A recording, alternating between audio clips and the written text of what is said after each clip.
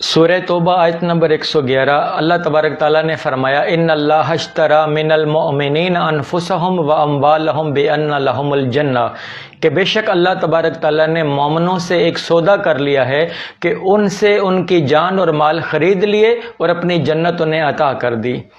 किसी शायर ने बड़ी प्यारी बात कही कि जान दी हुई उसी की थी, हक तो यह है कि हक अदा न हुआ। तो बारी ताला जान भी तेरी है, माल भी तेरा है और जन्नत भी तेरी है, तो तूने उससे सौदा क्यों कहा? चूँकि हम जब दुकानदार के पास जाते हैं तो पैसे हमारे होते हैं, सामान उसका होता है, तो हमारी चीज़ उसके पास चली जाती है, उसकी चीज़ हमारे पास आती है, इसे सौदा कहते हैं। तो बारी ताला जान भी तेरी, माल भी तेरा और जन्नत भी तेरी है, तो फिर बारी ताला तूने इससे सौदा क्यों कहा?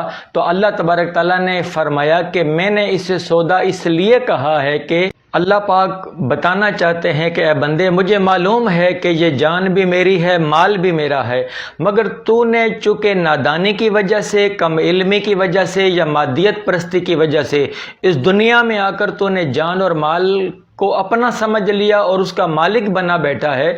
चलो ठीक है, तू मालिक है, मगर जब तूने कलमा पढ़ लिया तो अब ऐसा कर कि मैं तुझसे तेरी जान और माल ख़रीद रहा हूँ और मेरी जन्नत तेरी हो गई है। अब देखें, अल्लाह तबारक ताला ने इंसान के मोमिन हो जाने के बाद, कलमा शरीफ पढ़ने के बाद, अल्लाह तबारक ताला के साथ एक सौदा हो गया, एक एग्रीमेंट हो गया। अब इंसान को चाहिए कि इंसान अपनी जान को, अपने माल को, अपने वक्त को अल्लाह के दीन के लिए खर्च करे।